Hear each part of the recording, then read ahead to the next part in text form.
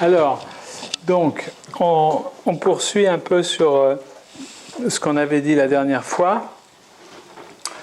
Et donc sur l'automatisme de répétition et les automates. Et en regardant ce tableau, je me suis aperçu qu'il y avait là un très très bon exemple que je n'avais pas repéré du tout d'automatisme de répétition. Regardez bien.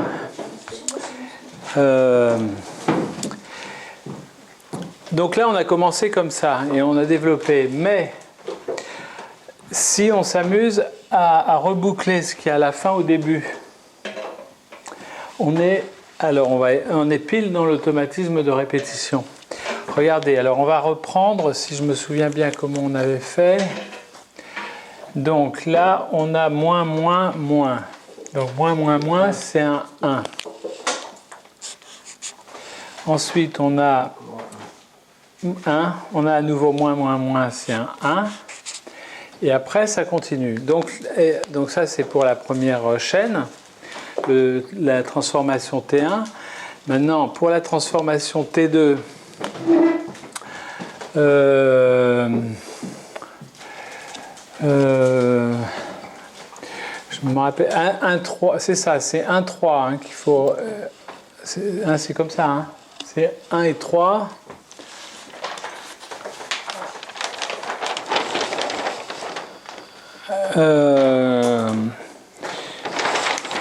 Je me rappelle plus. C'est moins, moins, moins, plus, plus, plus.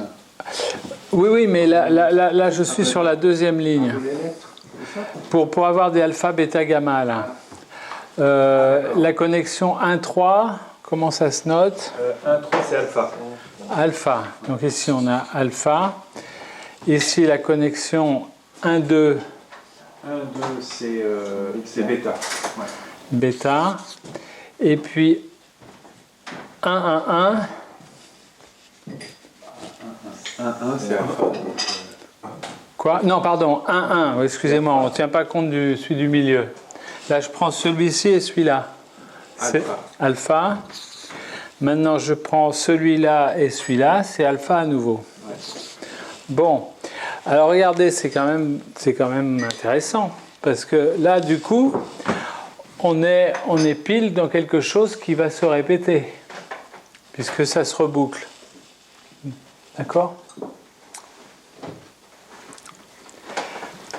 Donc ça, c'était le premier point qu'on peut qualifier un peu d'automatisme de répétition. Hein ? Alors, maintenant, c'est là où ça se complique. Alors, dans la note de 66, Lacan dit, mais après tout, on pourrait l'écrire complètement autrement. C'est-à-dire, on pourrait l'écrire avec des parenthèses. Alors, il prend une règle. Je vais la réécrire. Voilà. Donc, il prend la règle suivante. Hein ? Quand on a bêta, on remplace par une parenthèse ouvrante, delta par une parenthèse fermante, alpha par un 1 et gamma par un 0. D'accord ? Et on va voir ce que ça fait sur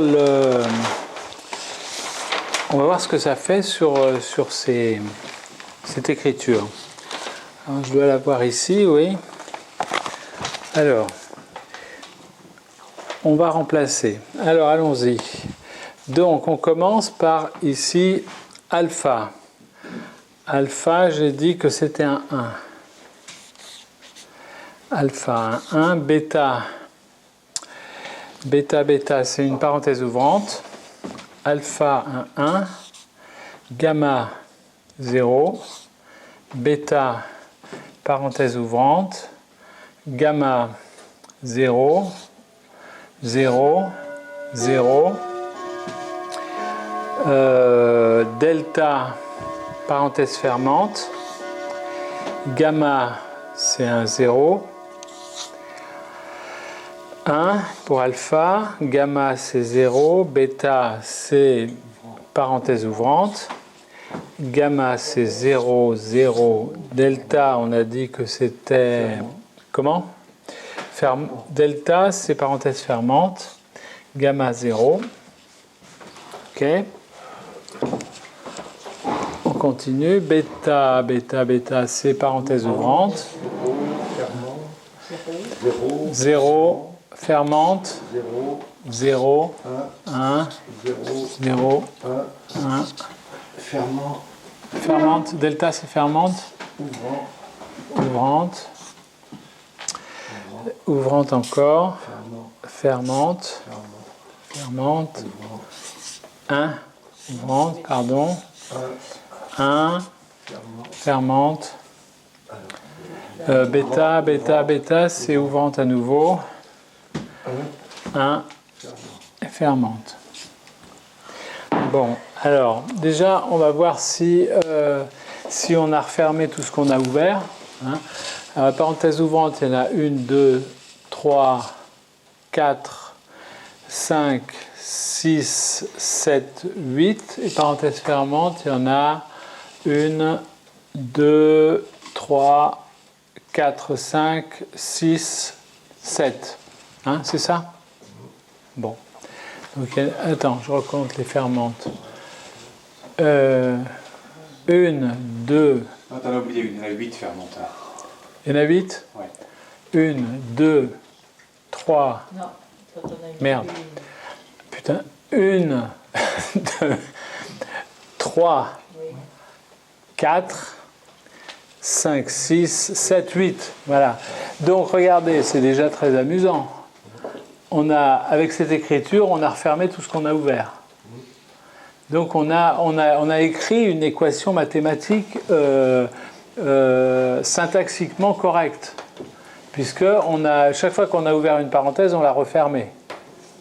Alors que c'est un peu au hasard ce qu'on a fait.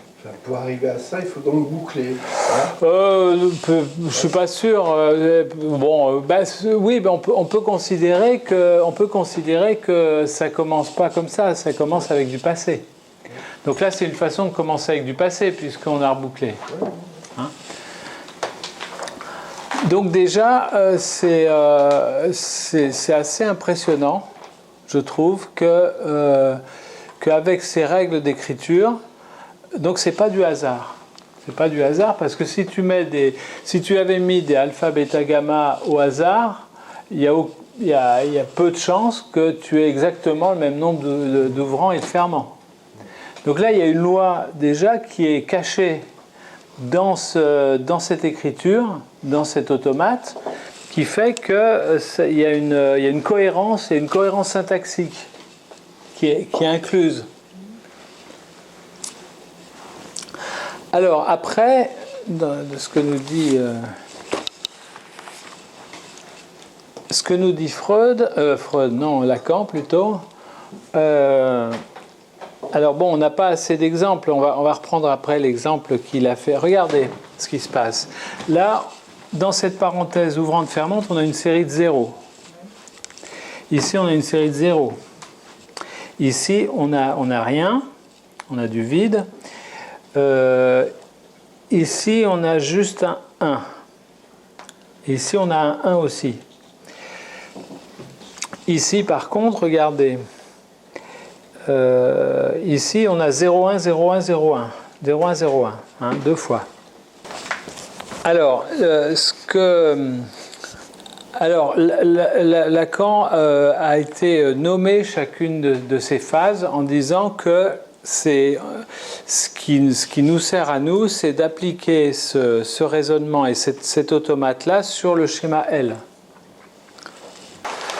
Alors, là, j'ai repris une autre série qui est à peu près celle que Lacan indique dans son pourquoi vous marrez? Donc, c'est à peu près celle qu'il a dans le bouquin. Hein. Ici, il y a un schéma L, donc avec le sujet qui n'est pas le S barré, qui est le sujet complété, c'est-à-dire ce que Lacan appelle le sujet de la séance d'analyse.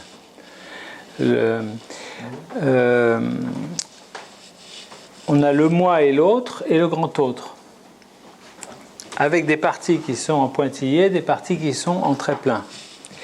Et alors, il applique ce chemin qui en fait est un chemin temporel, hein, il l'applique sur ce schéma-là, en sachant qu'il fait quand même une modification par rapport au schéma L, où sur ce schéma L, d'ailleurs il manque une flèche.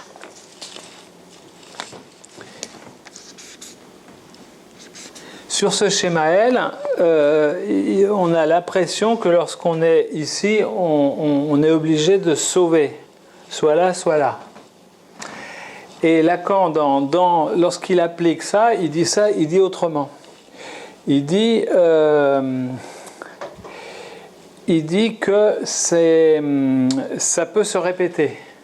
C'est-à-dire, c'est comme si, en fait, il considère que ah merde, j'ai que du rouge là. Il considère que, en fait, ici, ça peut être, alors qu'il y a une flèche comme ça, il considère qu'ici, ça peut être à double sens. Il considère qu'ici, ça peut se reboucler. Alors, ce qu'il note ici, bon, ce qui est le plus évident à repérer pour nous, évidemment, c'est la dialectique du moi à l'autre. Hein, et ce qui figure ici par une alternance de 0 et de 1, hein, qui correspond à un parcours imaginaire du moi à l'autre. D'accord ? Alors, ce qui est intéressant alors, il pointe des séries de 0 et des séries de 1. D'une part, il dit que les séries de 0 sont toujours dans les parenthèses, et on l'a vu sur l'autre dessin, c'était aussi dans les parenthèses, et c'est ce qu'il appelle un temps silencieux. Il le situe au champ du sujet.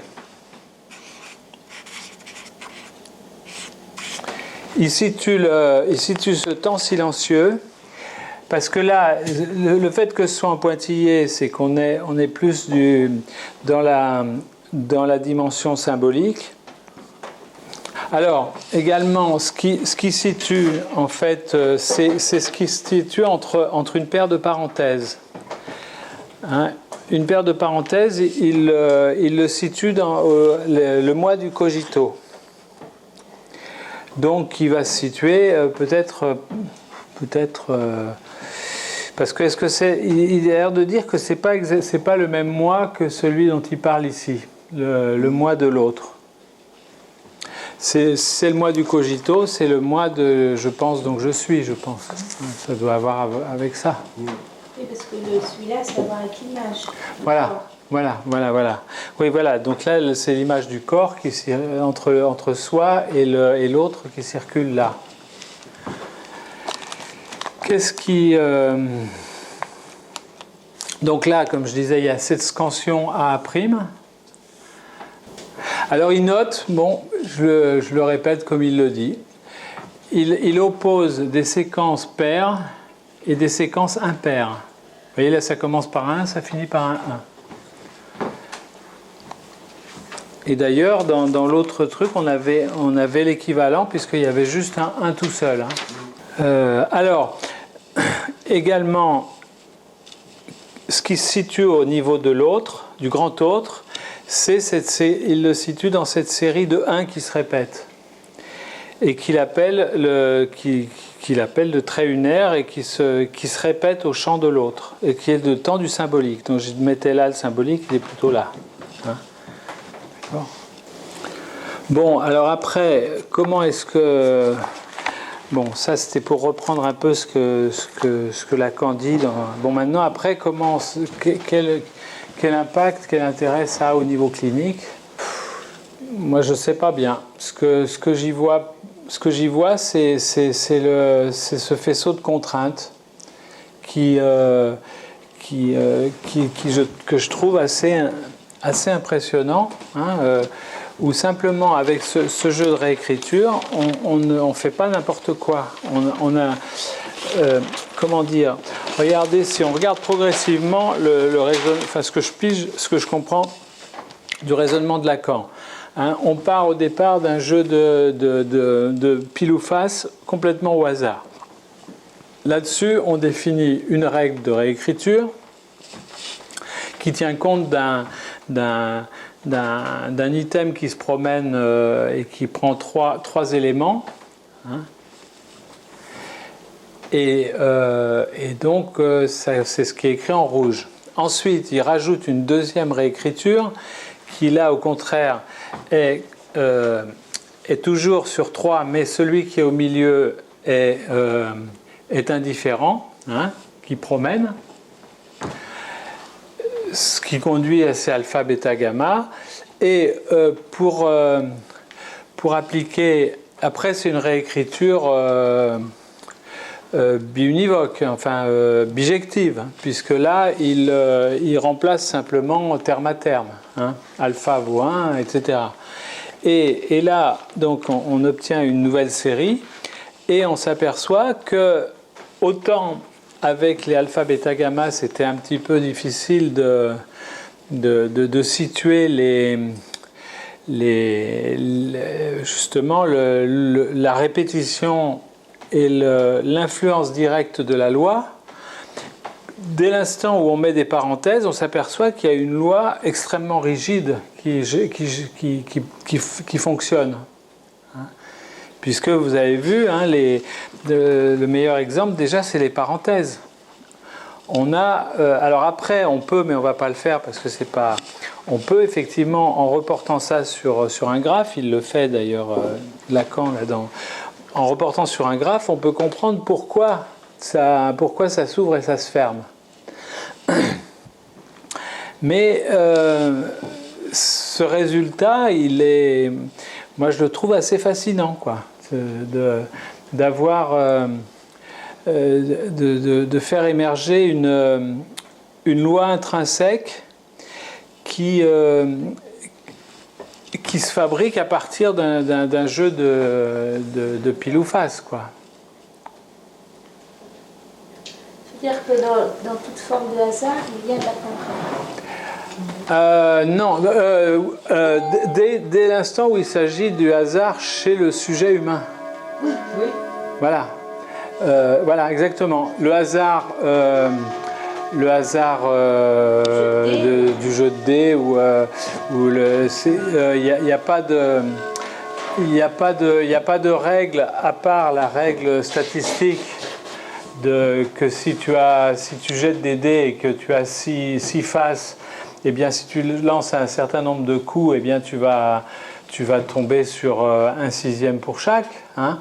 Il y a même un calcul très amusant que vous connaissez peut-être. Si vous avez sur le sol du carrelage, que vous prenez un petit bâtonnet qui, je crois, a le diamètre du carrelage, quoi, de la longueur ou de la largeur, je ne sais plus, et on le jette. Et on regarde, quand il tombe, est-ce qu'il croise ou pas, tu connais ? Non. Est-ce qu'il croise ou pas une bordure de... Voyez, si, hein, vous avez un carrelage comme... Bon, c'est peut-être pas exactement ce dispositif, mais enfin, ça donne une idée. Ça répond un peu à ce que tu dis, Martine. Voilà, on a un carrelage comme ça. Et puis, on jette un bâtonnet.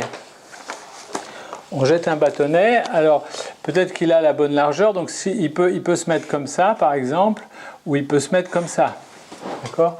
Et on le jette des centaines et des centaines de fois. Et on compte le nombre de fois où il coupe et le nombre de fois où il ne coupe pas. Eh bien, on arrive à une approximation très juste de pi. C'est rigolo. Donc, il y a donc là, c'est... Pourquoi ? me demande, il faut que je recherche. C'est un calcul pas très compliqué. Hein. C'est un calcul pas très compliqué, mais je m'en souviens absolument plus. Hein. Mais ça doit se trouver un peu partout sur Internet. Tu arrives à une assez bonne approximation de pi en faisant comme ça. Bon, donc, pour répondre à Martine, il n'y a pas de hasard chez l'humain, effectivement. Alors, regardez comme c'est quand même vachement intéressant, je trouve, parce que quand vous allez voir un médecin et vous avez une maladie, éventuellement une maladie grave, le médecin, lui, il va pas du tout raisonner par rapport à vous, il va pas raisonner par rapport au sujet, il va raisonner par rapport à la personne qu'il a en face de lui, et il va raisonner en disant j'ai 3 chances sur 10 qu'il continue à être mon patient dans 5 ans. Sinon, j'ai 7 chances sur 10 qu'il soit mort d'ici là. Donc ça, c'est le raisonnement typiquement médical, et c'est le raisonnement des assurances, c'est tous ces raisonnements qui se basent sur des statistiques. Sauf que le problème, il est complètement à l'envers, parce que pour le patient, au bout de 5 ans, il sera soit 100% vivant, soit 100% mort. Il sera pas du tout, donc il sera pas du tout il n'est pas du tout intéressé en fait par cette statistique, sauf s'il croit au discours médical. S'il se croit au discours médical qui lui dit vous avez 9 chances sur 10 de ne pas vous en sortir, il va peut-être même lâcher les bras et se laisser mourir. Alors que l'autre option, ça serait d'essayer d'être 100% vivant. Donc là, je trouve que c'est un exemple qui oppose bien la loi statistique scientifique et la loi du sujet parlant. En matière humaine, la statistique ne vaut pas. Manière. Voilà. Elle vaut au niveau global, mais elle ne vaut pas au niveau de la singularité, elle vaut pas du tout. Et on peut penser, pour revenir un peu à la clinique, on peut penser, si on est optimiste, que face à une maladie grave, on peut essayer, le sujet, lui, peut essayer de retrouver cette loi qui a conduit à la maladie. Parce que ce n'est pas du hasard. C'est une loi écrite qui... Et là, dans la série de 1 et la série des 1 ou des 0, on est dans l'ordre symbolique. Alors... Et les autres sont dans l'ordre plus imaginaire. Voilà, c'est ça, exactement. Non, t'en oublies un là. Non, je dirais que là on est dans le réel. Dans cette succession de 1, on est dans le réel du trait unaire qui insiste. Là, évidemment, on est dans la scansion imaginaire.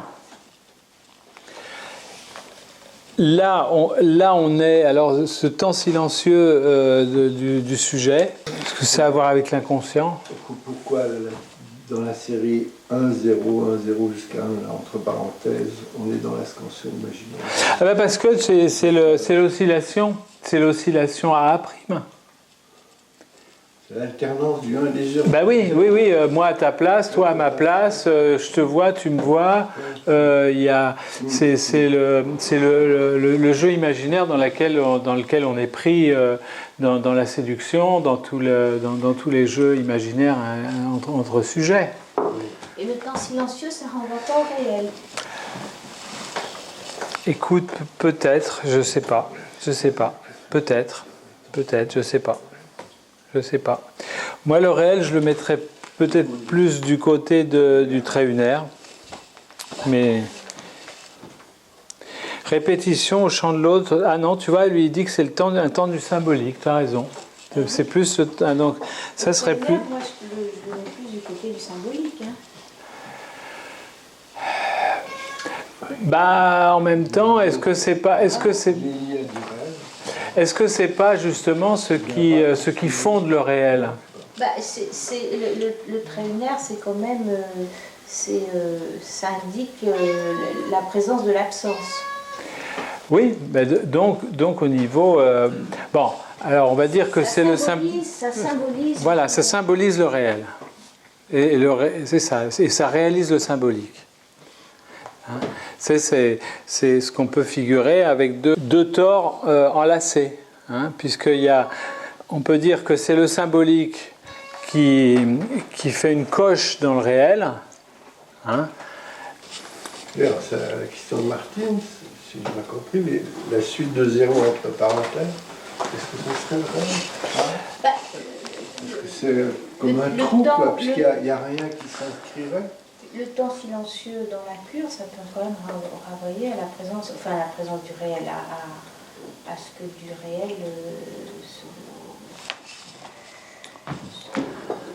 peut-être pas toujours, mais en tout cas c'est.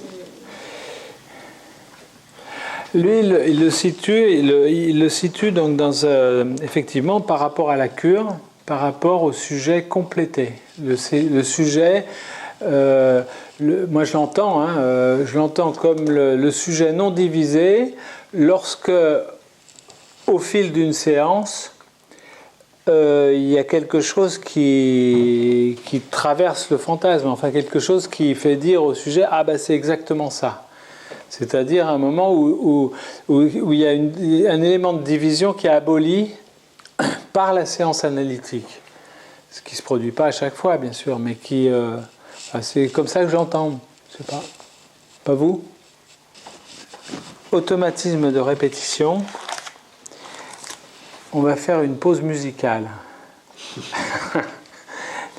Parce que, donc, vous connaissez Escher, bien sûr, qui donc a fait des anneaux de Möbius avec des fourmis qui se promènent dessus, etc. Eh bien, il y a une femme qui a fait tout un disque qui s'appelle Musique mécanique. Je vous montre la pochette. C'est Carla Bley. Et je vais vous faire entendre un morceau, on ne va pas l'entendre en entier, je vous l'ai écrit au tableau, qui est exemplaire en termes d'automatisme de répétition et du fonctionnement de Escher. Là, c'est le texte, on va l'entendre, donc je l'ai mis en anglais pour ceux qui lisent en anglais, sinon c'est en français.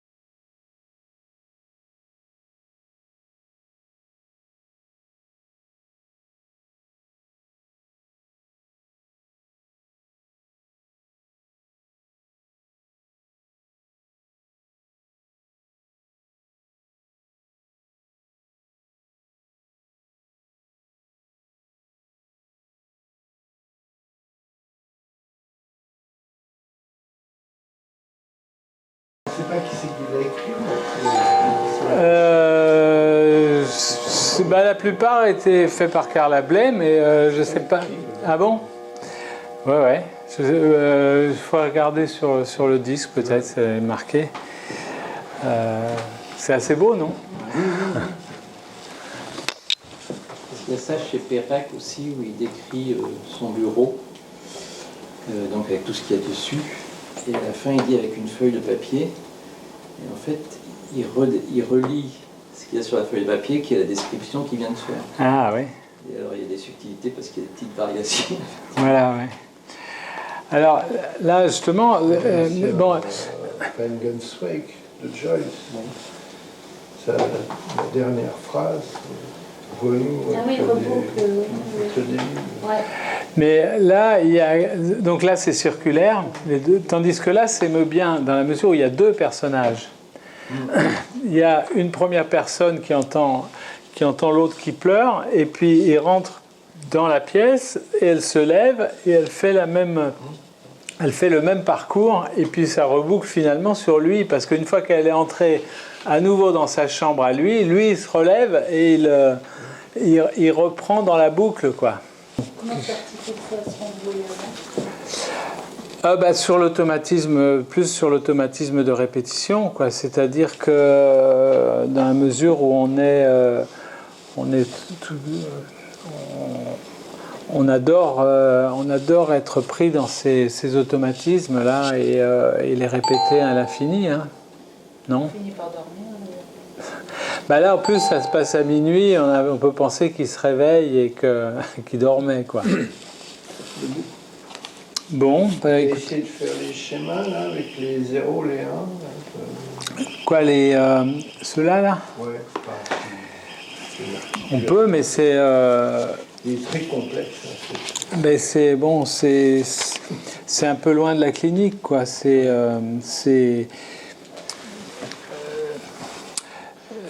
pas la clinique, en même temps, il dit des choses sur par rapport à la relation imaginaire. Dans le Je vais penser.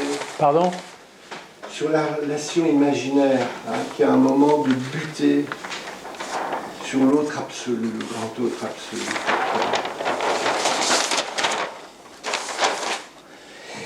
C'est-à-dire que je ne voulais pas trop vous abreuver de... Alors moi, celui que j'aime bien, il l'a pas dessiné, lui, d'ailleurs. Celui que j'aime bien comme graphe, parce que c'est en fait une réécriture en graphe non pas de ce qu'il a fait lui, où il prend une série de 2 zéros, puis une série de 3 zéros. Moi, je préfère le graphe de la dernière chose qu'on a faite, c'est-à-dire avec les parenthèses. Alors, je vous donne le résultat. Après, on peut s'amuser à se promener dessus. Ça se présente comme ça. Je voulais éviter de vous abreuver de graphes, mais sur la demande générale.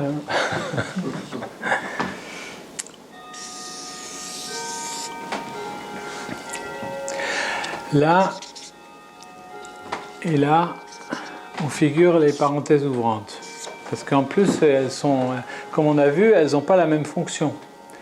Il y en a qui ont à l'intérieur des séries de zéros, et il y en a d'autres qui ont qui englobent, et Lacan les appelle les guillemets, qui englobent toute une partie qu'il appelle le moi. Alors,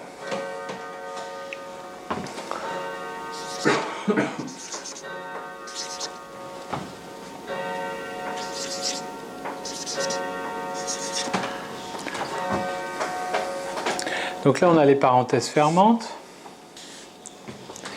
Et puis après, on a ici une sorte de zéro, ici d'autres zéros, ici les 1. Maintenant, on va les raccorder. Donc là,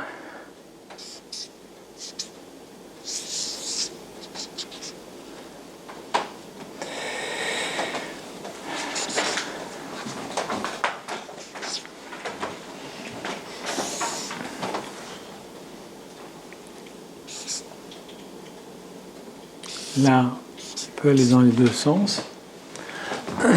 Et là, on peut reboucler. Là, on a comme ça, comme ça, comme ça, comme ça tourne. Et puis, il manque quoi? Il manque cela. Qui circule comme ça, et puis là, qui circule dans l'autre sens. Bon. Donc l'idée, ne me demandez pas pourquoi, mais ça, c'est une façon d'écrire ce qu'on a vu. Vous voyez, si on... Donc on peut faire le parcours, vous voyez, on est ici, parenthèse ouvrante. Ici, on peut avoir une série de zéros. Hein, vous vous souvenez? Une série de zéros et qui se ferme ensuite. D'accord? On peut avoir une parenthèse ouvrante qui se ferme directement. On a vu le cas. Après, il y a le...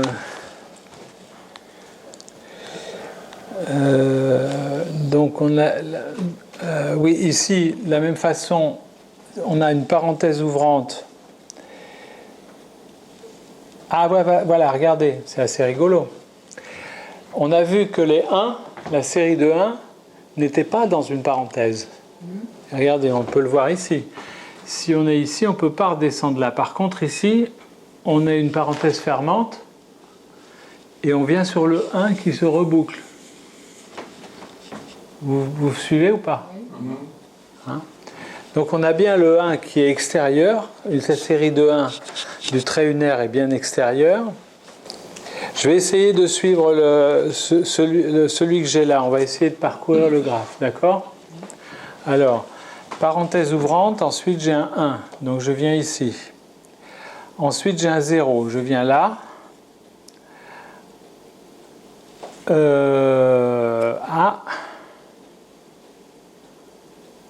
Ah non, oui, non, pardon. J'ai 0, 1, 0, 1, 0. D'accord? Et je finis sur un 0. Finissant sur un 0 ici, j'ai une parenthèse ouvrante. Elle est ici. Ensuite, j'ai une série de 0. Et j'arrive à une parenthèse fermante. Ensuite, sur mon dessin, ensuite je passe à un 0, 1, 0, 1, 0, et qui se termine par un 0. Et là, à nouveau, j'ai une parenthèse ouvrante. Et j'ai à nouveau une série de 0. Et parenthèse fermante. 0, 1. Ensuite, je reviens sur 0, 1, 0, 1. Parenthèse fermante. Et ensuite une série de 1. Et ça, avec celui que j'ai là, ça marche. Comment on fait le 1 entre parenthèses? Celui-là, eh ben, non, il n'y est pas, justement. Il n'y est pas. Non, regarde. Justement, c'est la particularité que note Lacan, c'est que regardez, c'est qu'il n'y est jamais entre parenthèses. Regardez sur celui-là. Regardez sur celui-là. Tu vois les 1, la série de 1, il est hors parenthèse. Oui, celui-là, mais sur ce que tu as fait initialement. Je crois qu'il n'y en avait pas non plus. Là, tu vois, tout en bas. Il y a 2 sur Ouais. Oui, ah oui, alors attends. Non, on arrive à les faire, j'ai vu par où ça passe là. C'est sur le deuxième rond, ouvrir, tu tournes à gauche sur le 1 et en bas tu fermes la parenthèse.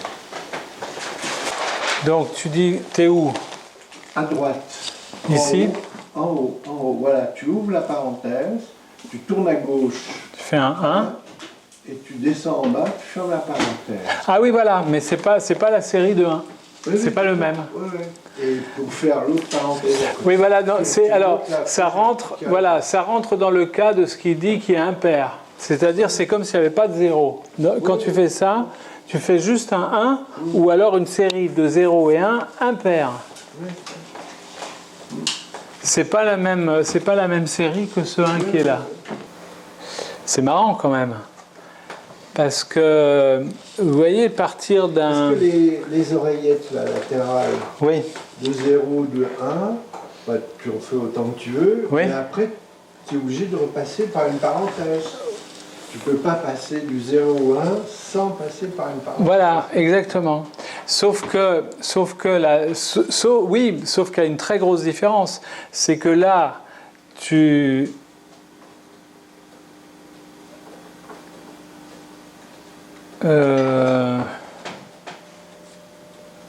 le 0 serait, la série de 0 serait en dehors des parenthèses aussi. Ah oui, non. Non. Bah non. Parenthèse fermée. Mais il dit à un moment qu'il y a deux sortes de 0. Oui, il y a deux sortes de 0 et deux sortes Les de 1. 0 de gamma égale 0, 0, 0, Voilà. 0, et les 0 de gamma où gamma est égal à 0, 1, 0. Oui. Alors là, on a une parenthèse ouvrante. Ah ben oui, ben si. Ah, ben si, regarde. Si. Regarde bien. On a une parenthèse ouvrante et on a une série de zéros qui sont dans la parenthèse. Par contre, les 1 sont hors parenthèse. La série de 1 est hors parenthèse et la série de 0 est peut être dans les parenthèses. Si, c'est ça. C'est ça. Mais je trouve qu'il y a quelque chose que je trouve assez fascinant, quoi, parce que à partir d'un jeu de pile ou face, on construit un graphe quand même qui commence à être un peu complexe, quoi. Alors, si c'était un vrai graphe d'état fini, effectivement, comme il le dit, il y a deux sortes de 0 et deux sortes de 1, on est obligé normalement de les nommer différemment. On peut dire 0A, 0B. Là, on le voit sur le graphe, que ce n'est pas les mêmes 0, voilà. c'est pas les mêmes 1, puisqu'ils ne peuvent pas s'enchaîner aux mêmes choses. Voilà, exactement. Alors celui-là, il ne le présente pas, hein, je crois, dans son... Hein, il ne le présente pas, ce graphe-là, hein, je crois pas. Non. Mais je trouve qu'il est plus... qu'il est plus parlant. En fait, il y a un truc qui ressemble quand même, là. Moi, je fais le musicien, là. Tu as ce schéma-là, tu vois. Ouais, très ressemblant. Ici, il y est là aussi. Non, pas du tout. Regardez bien. Celui-là, ce sont des graphes dans lesquels il fait intervenir des séries de 0 et des séries de 1. Non, mais la construction est... Oui, elle ressemble, oui, absolument. Je peux regarder le son. Oui, c'est le même... oui, disons que... Oui, alors on pourrait dire que c'est le même, mais qu'il a appliqué dessus... C'est le même sens de flèche. Hein. Oui, il a appliqué c'est-à-dire que ce qu'il a fait dans celui où il y a les trois séries de 0 et 1, c'est qu'en fait, il a remonté la chaîne. Oui. C'est-à-dire qu'il a dit, il a fait les réécritures dans l'autre sens. Hein? C'est-à-dire qu'il a dit, bêta, là, c'est, vous voyez, on peut le faire en disant, ici, c'est la même chose que bêta. Ici, c'est à nouveau bêta. Ici, c'est gamma. Ici, c'est gamma aussi. Ici, c'est alpha et alpha. D'accord. OK ? Et puis, il en manque. Ici, on a des delta. Et on a delta ici. D'accord ? Après, ce qu'il fait, c'est qu'il continue à remonter d'un étage en disant, mais gamma... Ah oui, si. Vous voyez, il reprend la convention précédente. Hein. Par exemple, 1, n'importe quoi, et 1, ça fait alpha, etc. Donc, il les réécrit, en fait, je crois. Voilà, regardez. Il réécrit ici.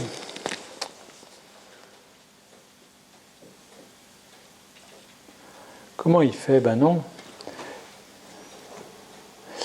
Parce que là, 1, 0, 1, ça serait alpha, ok ? Mais par contre ici, 0, 1, 0, ah ben si, c'est ça. Si, regardez. Alpha, ici, il le note dans le cas de figure où ça serait 1, 0, 1. Pourquoi pas, puisqu'on a le droit. Hein ? Ici, gamma, il dit 0, 0, 1, 0. auquel il a le droit. Ensuite, ici, gamma à nouveau 0, 0, 0. L'autre alpha ici, 1, 1, 1. Puis on continue, bêta 1, 1, 0, parce que bêta, c'est 1 don't care et 0, quoi. 1 quelque chose, 0. Et donc on va le retrouver aussi ici, 1, 0, 0. D'accord?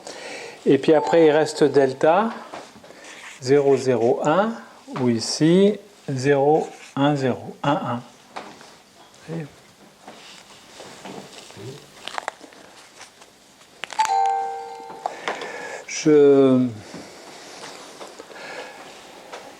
bon, ça peut peut-être servir de vérification, mais je trouve que c'est plus intéressant de rester sur les parenthèses, quoi.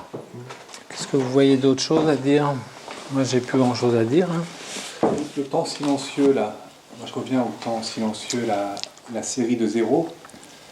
Ce serait quoi? Ce serait un temps... un temps d'élaboration, un temps de... Le mot d'esprit ou le trait d'esprit, on pourrait le situer là.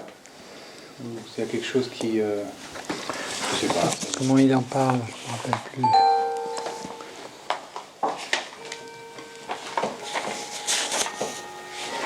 Trait plutôt du côté du trait lunaire. Non, c'est... Oui. Donc, silencieux, Mais c'est dans l'idée où quelque chose passe à un moment. Enfin, il y a quelque chose qui se... Oui, mais c'est plus silencieux. Traversé. Oui.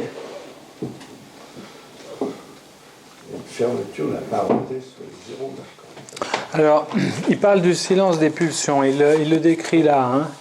Il dit l'entre guillemets, c'est-à-dire, par exemple, cette série de zéros, peut alors représenter la structure du S, ES, de notre schéma L, symbolisant le sujet supposé complété du S freudien, ES freudien, le sujet de la séance psychanalytique, par exemple.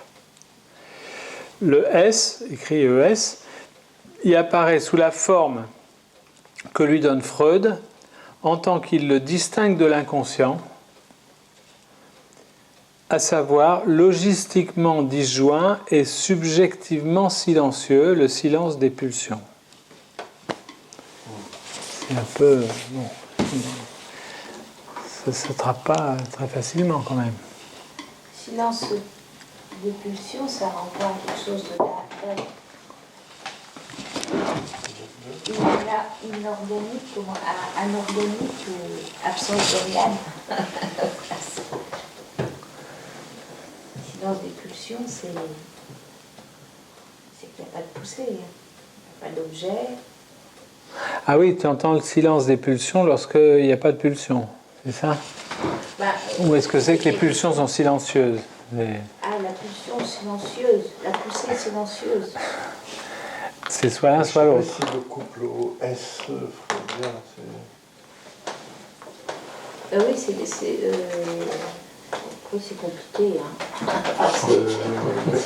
On va dire qu'on n'y comprend rien. Bah oui, c'est le réservoir des pulsions, enfin une des définitions de Freud à un moment donné. Qu'est-ce qui est le réservoir des pulsions? Le S, le ça. Ah oui, d'accord. Les pulsions, ça veut dire les pulsions en réserve, qui ne sont pas en action, qui ne sont pas en poussée. Le ES, Freud, ça correspond au ça, c'est ça que tu dis? Ah.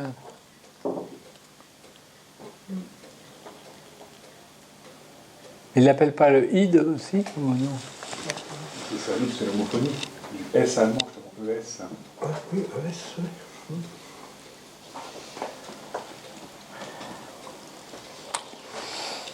Bon. C'est pour moi, en tout cas, une distinction entre le ça et l'inconscient.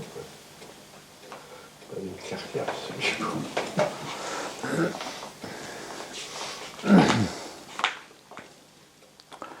Là, dans ce que tu as lu, le ça, il le distingue de l'inconscient. Oui, oui. Tu peux le relire?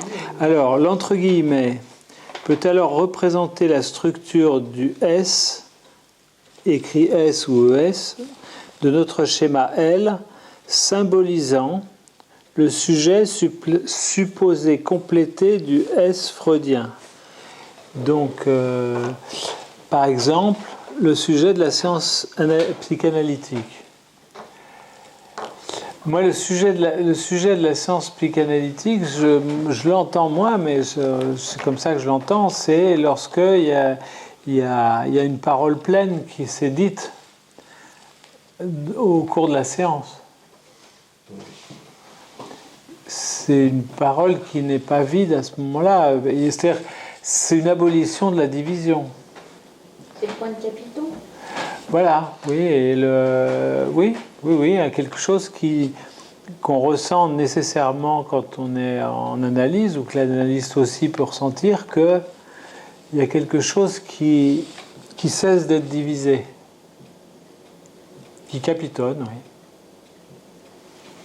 Non, tu crois pas? Non. Enfin, on sait tous qu'on ne sait pas, quoi. C'est déjà pas mal.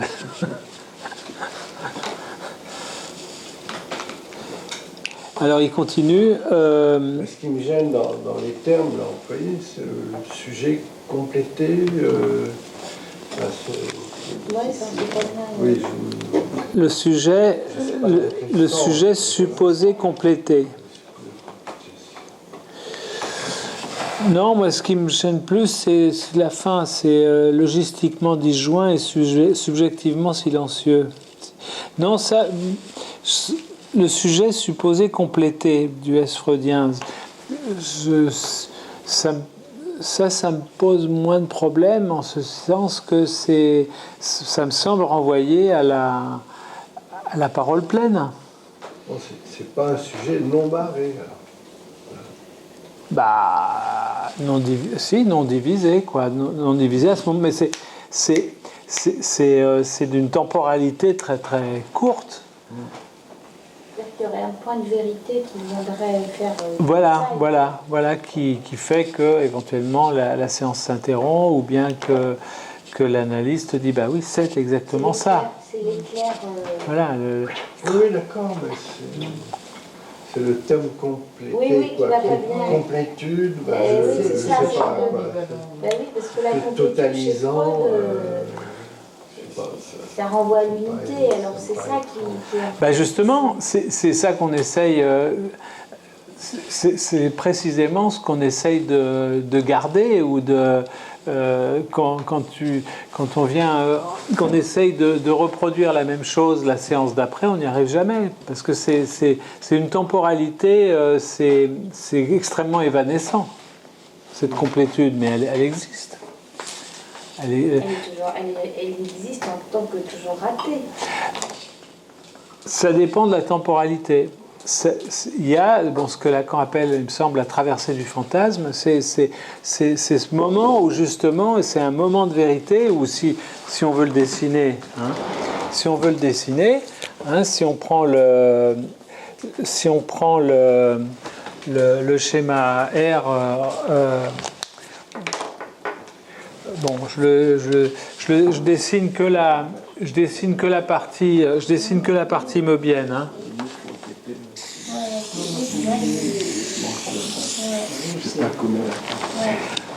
Je dessine que la partie meubienne de la comment on appelle ça, du plan projectif, d'accord? Bon, eh bien, vous vous souvenez que Lacan le présente de deux façons. Il le présente soit comme ça, avec cette zone qui correspond au réel, cette zone qui correspond au réel, et il le présente également en ramenant cette structure, la ligne sans point. La ligne sans point, c'est pour moi lorsque les deux bords du réel ne font plus qu'un, font une espèce de coupure, qui viennent faire une coupure dans le reste qui est une pastille, rappelez-vous. c'est aussi ça dans le schéma L. Hein. Le schéma L, c'est aussi une version du schéma R dans lequel il y a ça, mais qui est ramené à une seule barre. Hein. Donc, pour moi, et à ce moment-là, si je le redessine là, et ça, c'est mon interprétation. Hein.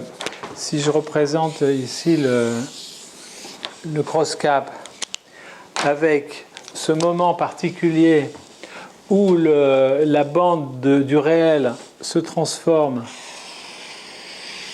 en gros en ça, hein, elle passe, on l'a déjà fait passer n'importe où, hein, peu importe. Hein, eh bien, à ce moment-là, les cheminements qui auparavant, regardez,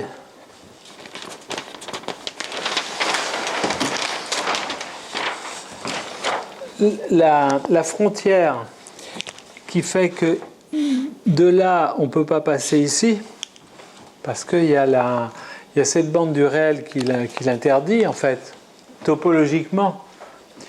Quand on est dans cette configuration-là, eh bien, il peut y avoir franchissement, puisque cette ligne sans point, elle n'a plus de l'épaisseur.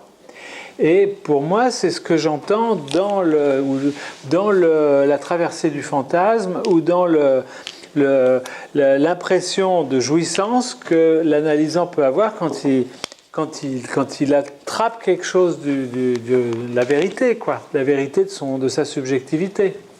Et donc il y a quelque chose qui mais c'est pulsatile. L'instant d'après, il